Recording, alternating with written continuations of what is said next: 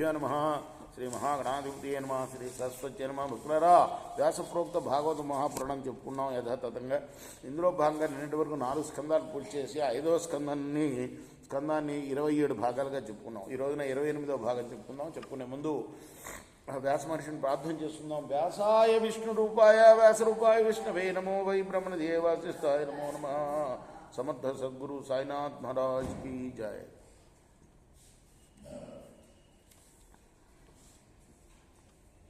ఒరే పొగరబోతా, నేను చెప్పింది ఏమాత్రం వినిపించుకోకుండా నడుస్తున్నావు. నువ్వు నీ కుంటి నడకలను వదిలించి సరైన మార్గంలో నడిచేటట్లు ఇప్పుడు చేస్తాను.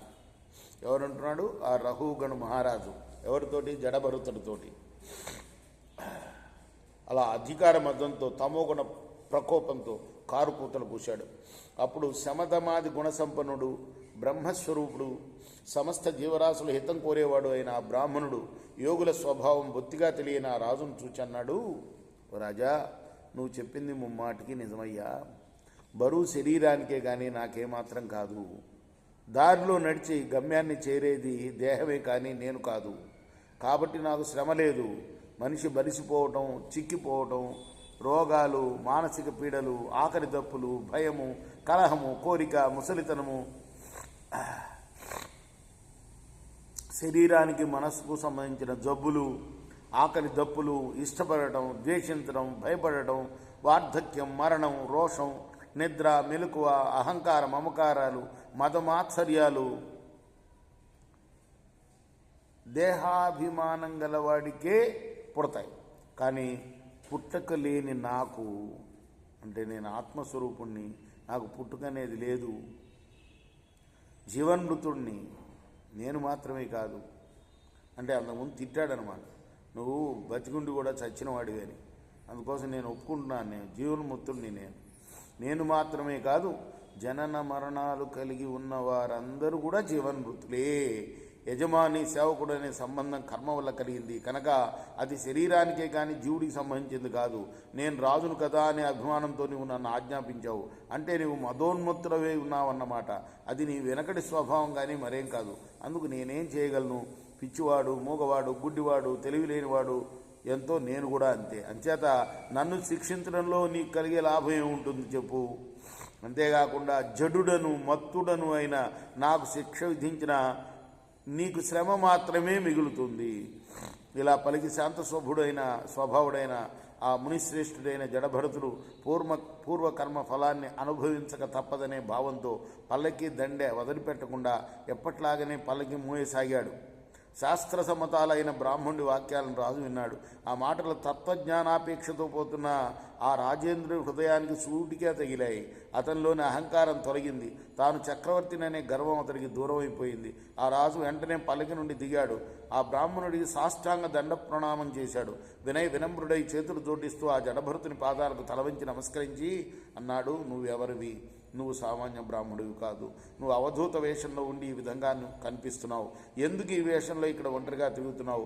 నన్ను ధన్యుని చేయటం కోసం దయతో వచ్చిన కపిల మహామునీంద్రుడు కాదు కదా. ఈయన వెళ్ళేది కపిల మహర్షి దగ్గరికే వెళ్తున్నాడు, తత్వాన్ని తెలుసుకోవాలని అన్నమాట. నీ మహిమలు తెలుసుకోలేక నేను అపచారం చేశాను. నన్ను దయతో చూడు, నా తప్పును క్షమించు. నేను బ్రాహ్మణునికి భయపడినట్లు యమధర్మరాజు కాలదండానికి కానీ, శివుడి యొక్క శూలాయుధానికి కానీ, ఇంద్రుడి యొక్క వజ్రాయుధానికి కానీ, అగ్ని చంద్ర సూర్యవరుల శస్త్రాస్త్రాలకు కానీ భయపడను సుమా. అంటే కేవలం బ్రాహ్మణుడికే భయపడతాను నేను అంటున్నాడు. ఇంకా మిగతా ఎవరికి యముడికి కూడా భయపడి నేను. ఇంతేకాకుండా నువ్వు కోరికలు లేని వాడిపై కూడా పైకి జడుల్లాగా కనిపిస్తున్నావు. నిగూఢమైన విజ్ఞాన రహస్యాలు నీకు తెలిసినట్టే ఉంది. నీ మాటలు యోగశాస్త్రాల్లోని వాక్యాలకు ధీటుగా ఉన్నాయి. ఈయన బాగా చదువుకున్నాడు కాబట్టి వెంబటే అర్థమైపోయిందనమాట అతను గొప్ప యోగి అని. నీ వాక్యాల వాక్కుకు కానీ మనసుకు కానీ విడదీయడానికి వీలు లేనట్లుగా ఉన్నాయి. నీ మాటలు ఎట్లా ఉన్నాయి కానీ ఎట్లా ఉన్నాయంటే వాక్కుకి మనసుకు కూడా విడదీయడానికి వీలు లేనట్లుగా ఉన్నాయి. నేను ఇప్పుడు విష్ణుదేవుని అంశంతో అవతరించిన వాడు, సాక్షాత్ విష్ణు స్వరూపుడు అయిన కపిల మహాముని వల్ల బ్రహ్మ విద్యోపదేశం పొందాలని వెళుతున్నా. నువ్వు లోకలను పరిరక్షించడం కోసం ఇతరులు గుర్తించడానికి వీల్లేని ఆకారంలో తిరుగుతున్నా సాక్షాత్ కపిల మినింద్రుడనే అనుకుంటున్నాను.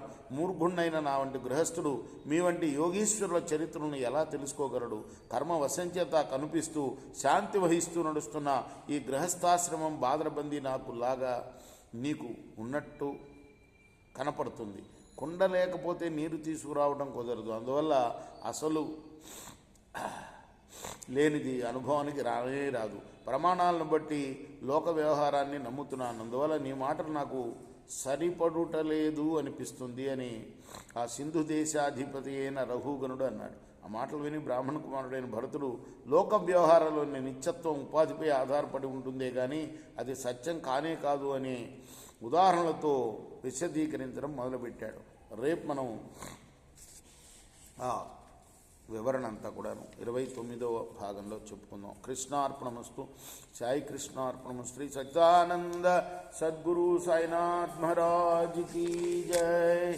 చేకూరా హారతి దిగో సద్గురునాథ దేవ సాయినాథ. పాంచభౌతిక తత్వములనే హారతులిత్తుమురా. నిర్గుణం మగు స్థితే వీడి ఎట్లి ఆకారం పొందితివో సాయిరాం. నిండిన నీవే ఇంక నూంటివి తల్లి వలే.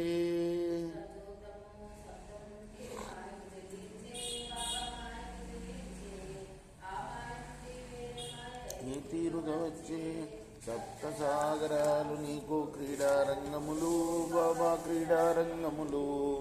నీ లీలాతల విస్తారణకే విశ్వము సృష్టాయే. బ్రహ్మాండముల రచనము మాకు ఎలా చూపేవు బాలవ ఎలా చూపేవు. తుకారామే కృపాళంటూ సాయిని కీర్తించే. చేకోరా హారతి దిగో సద్గురునాథ దేవ సాయినాథ. పాంచభౌతిక తత్వములనే హారతులిత్తుమురా.